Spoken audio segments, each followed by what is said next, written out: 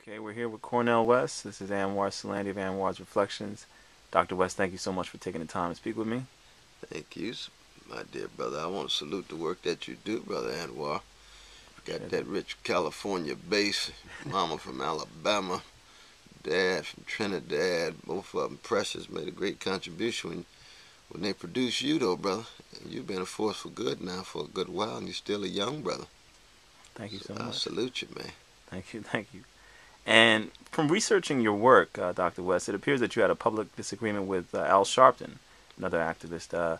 What was the nature of that disagreement? Well, brother Al Sharpton and I, we go all the way back. I got his book right up there talking about Go Tell Pharaoh, which is a powerful title. Because he's been going telling Pharaoh for a long time, but now he's pretty close with our dear brother Barack Obama, who's in Pharaoh's office. Now, that doesn't necessarily make Barack an automatic Pharaoh, but for those of us concerned with poor and working people, the powers that be do not make poor and working people a priority. So that, for me, is a certain kind of definition of a Pharaoh-like figure. But no, I have a deep love for Al Sharpton, deep respect for the brother. I just was a little afraid that he was allowing himself to be used by the Obama administration as cover for some of the issues that need to be hit head on. The prison industrial complex, dilapidated housing, disgraceful school systems, homeowners losing their homes and foreclosing. Those are not priorities in the administration.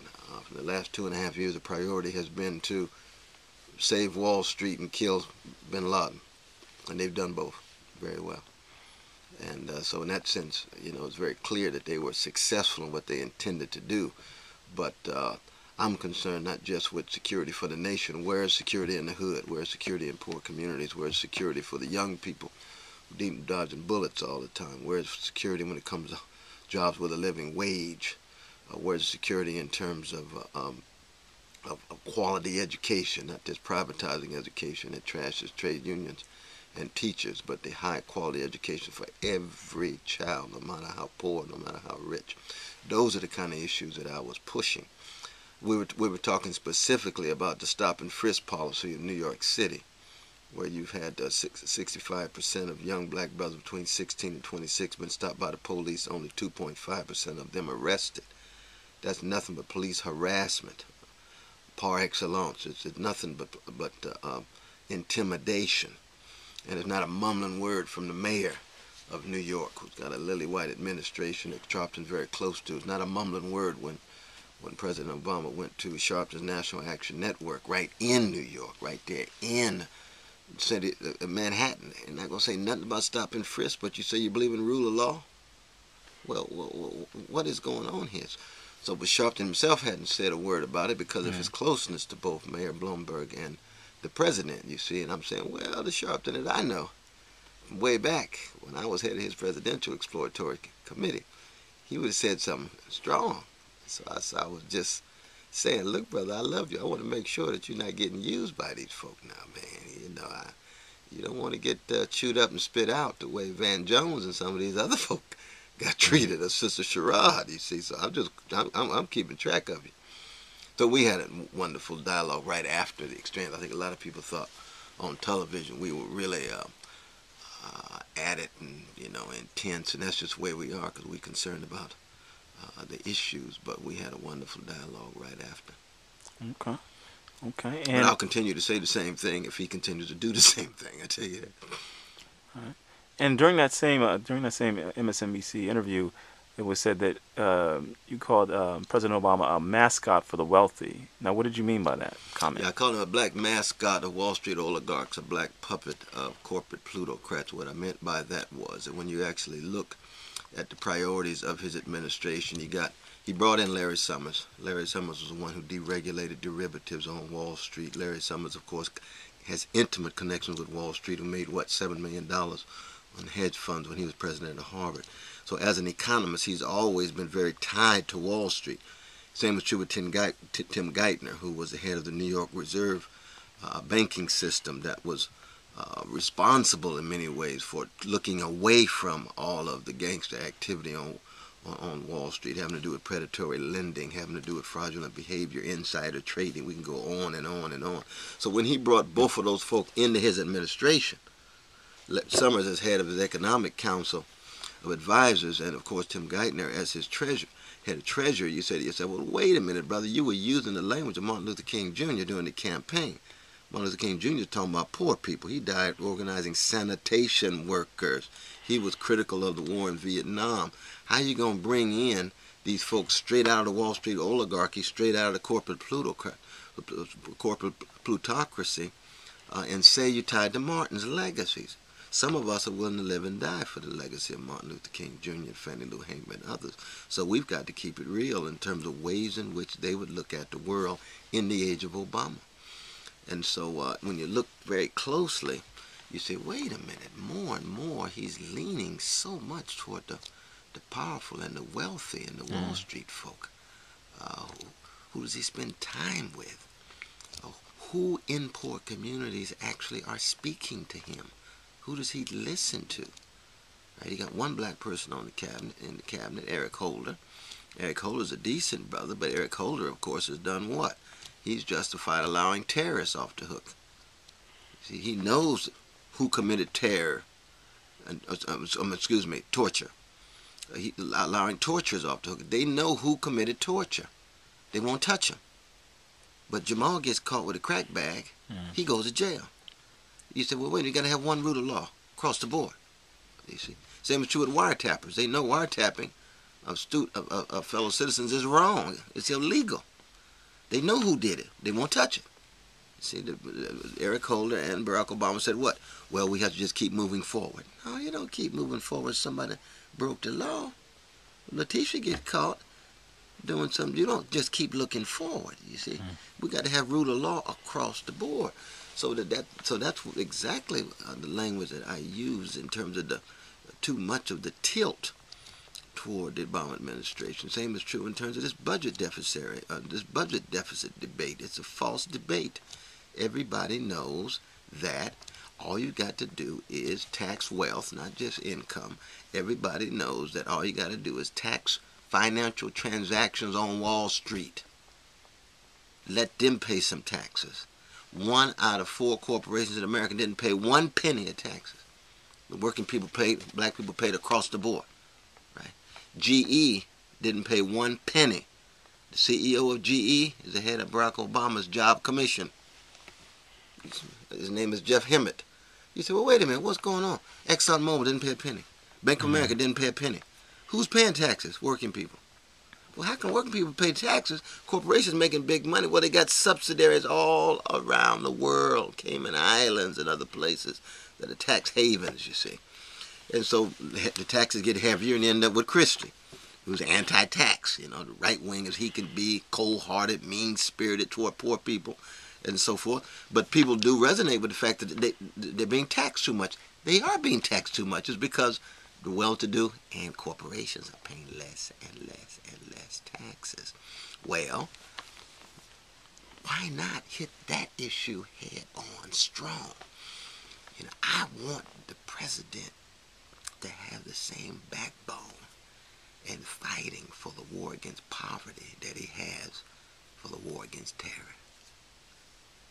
If he can find bin Laden, then he should be able to have stronger impact in eliminating poverty in the country. That's the King legacy. Just being true to Martin, that's all. Being true to Curtis Mayfield. Just being true to John Cole. The next question, in regard to Osama bin Laden's death, it's been all over the news recently. What do you think of the nation's response to it? And in light of that event, what do you think President Obama's chances are, with the upcoming election? Oh, I think he's definitely going to win. There's no doubt about it. He's proven he's an American now. If you kill in that way, you prove you American. Everybody questioning his American status, whether he's born in the country. Then they found out, shoot, he's head of the American killing machine. It's precise. Zero right in. You say, all right, no, he's an American, all right, in the legacy of John Wayne and the Cowboys. Absolutely. Now notice, of course, not too many people talking about Nat Turner. Now see, you figure, well, you see, Nat Turner, yeah, he was dealing with terrorism too, and he had counterterrorism too. But Nat Turner's not a hero, because he was fighting on behalf of the slaves. You see, he was terrorizing on behalf of the slaves. Slaves terrorized, he terrorized back. No, Nat Turner's not a hero. John Brown either. But when you're at the helm, then then you are a hero. You remember what John Brown said right before he was executed, or hanged, I should say.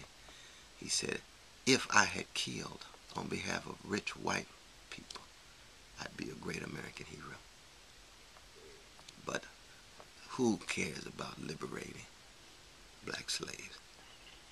I can do the exact same thing for black slaves. I am the most evil man in the world. If I do it for rich white folk, I'm a hero. John Brown said there's going to be blood to deal with slavery. He was right. Civil War.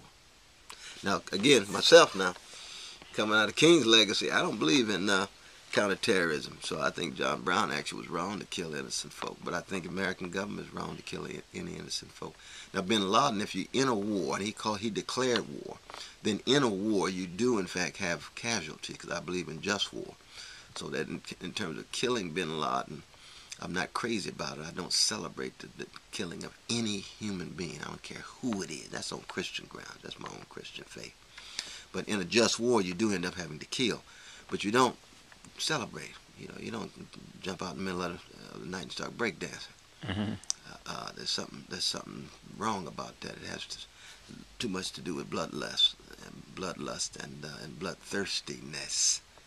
I don't believe in moral regeneration through violence.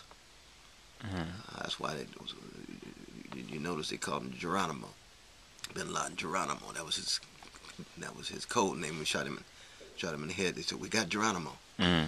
He said, "Well, wait a minute, who was Geronimo now?" They said, "The most hated Indian." He was defending his people. He was taking his land, violating his people, raping his women. Why is it that Geronimo becomes somehow the epitome of the highest form of evil? Hitler we can understand. Stalin we can understand. Bin Laden we can understand. How did Geronimo get dragged into this thing? We back to John Wayne's cowboy movies again, you see.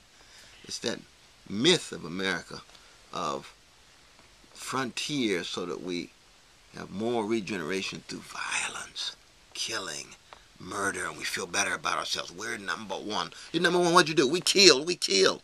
Oh, why don't you define being number one as serving poor people and eliminating poverty? That's the difference between Alexander the Great and Jesus. See, Alexander the Great was great because he did what? He conquered, he killed. Jesus was great because he did what? He loved, he served. Well, I go with Jesus. Alexander the Great is not great to me. He's a gangster. Nothing but a gangster. Napoleon, gangster. But he's great in the eyes of most, especially in the Western world. I go with Jesus. What happened to him? Died on the cross. That's right. How come? He loved and served poor people. Well, that's my tradition. And everybody got to choose. From presidents to paupers, they got to choose. You're going with Alexander, you're going with Jesus. You know what I mean? You're going with John Wayne, you're going with Curtis Mayfield. You got to choose. And with regard to the birther movement, and in particular, President Obama's recent decision to reveal his birth certificate, what are your thoughts on that? Well, we know, I think for the most part, birthers are just using this as a cover for their hostility and hatred for Brother Barack Obama. There's no doubt about that. In that sense, we got to call into question their hatred, their hostility, and their racism.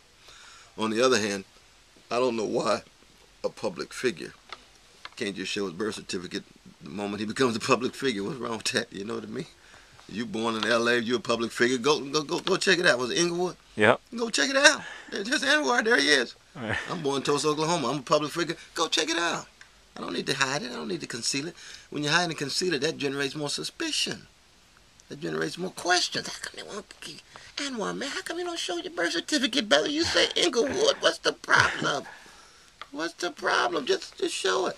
But I believe that across the board. I believe that in terms of, your grades or whatever it is. You got grades? Yeah, here's my grades. Yeah. I was a B+ student. I moved up to an A. My girlfriend left me. I moved down to C- and I bounced back with an A when I met the next girl. Hey, that's my life. You know what I mean? I've already written a memoir anyway, he said. Just let the world know. What's the problem? I don't understand that part of the president. But I think we got to defend the president against the racists. Ain't no doubt about that. defend anybody against racism.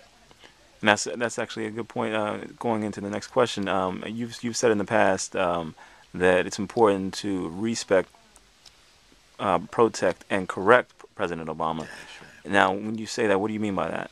Well, one is you always want to protect him. He's not just him. You protect his precious wife, Sister Michelle. We're here at Princeton grad, Harvard Law grad, that she is. You got to protect the precious daughters, Masha and Malia, Malia, I think it's Sasha, Sa- Malia and Sasha. Ooh, I forget exact name. Two of those precious little right. black girls, yeah, in that White House. Absolutely. Uh, and you got to protect them against the lies, Fox News and all these other right-wing folks just telling lies about the brother. It's just pathetic. He's a Muslim, he's a socialist, and all of this mess. Um, so that's what I mean by protect. And you'll certainly want to respect both as human being and as fellow citizen who is president. But even in a democracy, the president is still a citizen. They're not above being a citizen. It's a citizen who rules at the moment based on election. And so you want to respect, and I would just want to respect him as a black brother and as a human being. So you got to protect, respect, but then correct. If he leans toward the rich and the wealthy and the powerful and does not work strongly, militantly on behalf of poor and working people, he needs to be corrected. That's true for him. That's true for Clarence Thomas. That's true for the Black Congressional Caucus. That's true for all the white and brown politicians. That's true for every elected official across the board. Thank God for Bernie Sanders from Vermont. He's the most progressive person there on Capitol Hill. Bernie Sanders, we got to keep track of Bernie Sanders. You know, the senator from Vermont. Okay, no, familiar. Oh, he's strong.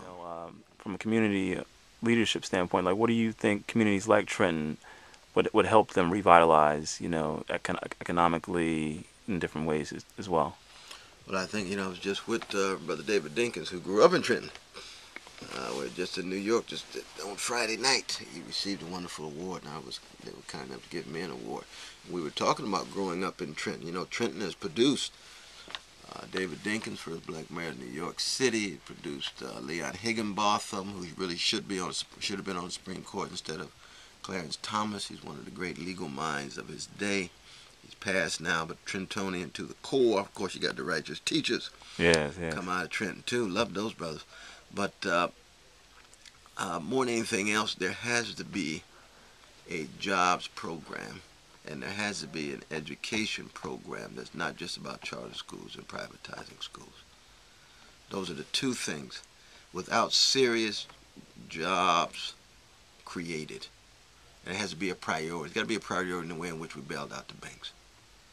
Because the problem of Trenton and other places is that you don't have enough jobs with a living wage.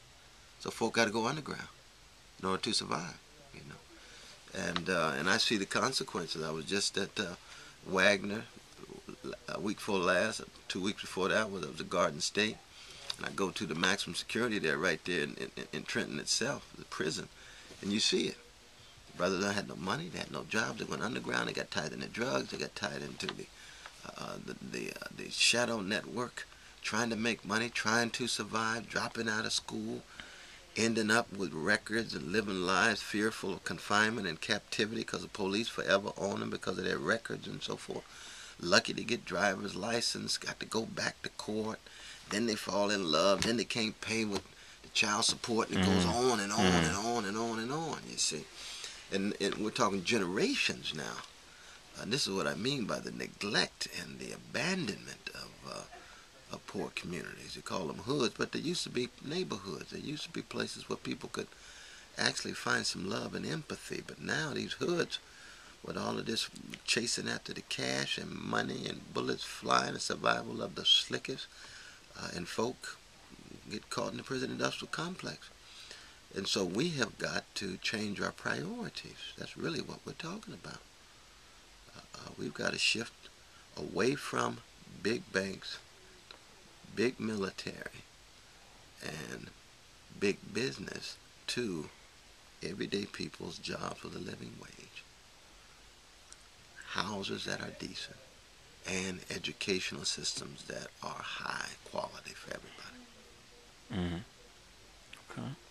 And switching gears, Dr. West, I know, on the public scene, you're asked a lot of, very socially conscious, intellectual matters and questions and things of that sort.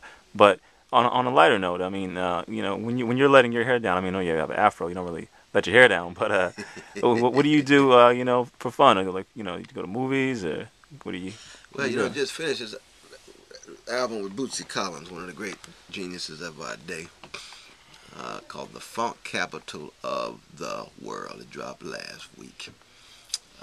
And we got Snoop Dogg and Chuck D and Ice Cube on there. We got Bobby Womack. We got George Duke, the jazz musician, Sheila E. from Prince's crew. It's one of the greatest albums made in the last 25 years or so. It's serious music, instruments play, and I spent a lot of time with Brother Boots, because I spent a lot of time on doing records. We did Terence Blanchard's The Choice, one of the best jazz albums, 2009 in France. That album did spoken word. I've got my own 3 independent albums themselves. Never Forget with Prince and Talib Kweli and KRS-One and Rob Digger and M1 of Dead Prayers and Lenny Williams, from formerly Tower of Power. Same is true. Did the little thing with John Mellencamp. This little thing right here, which is nice. Uh, we did the same with Joan Baez. The Cornel West Theory. It's a group in D.C., the #1 hip-hop group in D.C. They was kind enough to name the group after me. We did Second Rome. We got The Shape of Hip Hop to Come. That'll be out in July. We're going to be at the SOB in New York in the middle of July. So I spend a lot of time with the musicians. Mm-hmm. A whole lot of time with the musicians, because, you see, in the end, it's really the musicians who have helped get us through. They've been the freest to tell the truth, so that folk won't fall prey to the dynamics of power, and really try to be truthful about those in power. And I wish we had more young musicians who had the courage of the Curtis Mayfields and the Aretha Franklins and the Gil Scott Herons and the Last Poets and Mm-hmm. those truth tellers in the 60s and 70s. You know what I mean? We got too many young musicians today who, they're just copies. They're not originals. They're more echoes rather than voices. And they just want to make money. They don't want to make the world a better place. They're more Mm-hmm. concerned just about themselves personally rather than about the community collectively. And there are some. We got Lupe, of course, Brother Lupe Fiasco. He was just here in my class a couple of months ago. He's part of the tradition I'm talking about. And there's some others, Anthony Hamilton and some others, and Jill Scott and so Mm-hmm. forth. But we just don't have enough. Mm-hmm. We just don't have enough. I'll put a little pressure on my dear brother Jay-Z. Jay-Z spent some good time in Trenton, as you know. Yeah. Yes. Yes. Yeah, so we had that public dialogue at the New York Public Library. And I was putting that pressure on him. I said, brother, you've been preoccupied with getting inside of the life of a gangster, of a drug dealer. And there's nothing wrong with that, because drug dealers are human. Even though they're doing dehumanizing things, they're still human. Uh, but Curtis Mayfield, see, when he wrote soundtrack for Superfly, he was a freedom fighter reflecting on drug pushers. Mm-hmm. You see what I mean? And so Freddie's dead, and just listen to the lyrics of Brother Curtis's, the genius Curtis's soundtrack, and you'll see he stays in contact with the humanity of the drug pushers, but it's a critique of not just the drug pusher, but the system that produced him. And Jay-Z just haven't reached that level yet. Mm-hmm. No, he ain't reached that level yet. He ain't at the level of Curtis Mayfield in terms of political consciousness. But Jay-Z is a lyrical genius. But he ain't, but he just haven't reached that conscious. That's true for, Lil Wayne's lyrical genius. But that Negro, as deep as he is, lyrically and artistically, he got some serious ways to go politically. But I'm sure he'll grow. He'll grow. He's written some powerful stuff on New Orleans, his native New Orleans, on Katrina. Mm-hmm. But he's still got to move toward Curtis Mayfield and the others in terms of political maturity. Mm-hmm. That's what we need among your generation, my brother. Now, you already have it. your voice needs to be more widely circulated. You know Mm. what I mean? Not just Trenton, not just Jersey, not just America, but the world needs to take track and keep track of Anwar. Mm. No And I, doubt. and I was going to ask you, Dr. West, I'm interested in pursuing a PhD in public administration. If you had any ideas or tips on that field. I mean, I know it's not your field per se, but No, I think it'd be a beautiful thing. You just want to keep your vantage point and your viewpoint rooted in poor and working people. But should you come to Princeton, you go to Harvard, go to Johns Hopkins, go to Columbia, any of those places would be blessed to have you. It's just that the dominant orientation of those places is much more of the elites than it is of the working people. But that's all right. You can learn the skills and keep your own viewpoint. right, right. See what I mean? That's what I do right here at Princeton. All right. I do not express the dominant perspective of Princeton University at all. Mm-hmm. But I'm here to teach. Yeah, I know we got to run. Okay, thank Okay, you my so much brother. for your time. Yeah.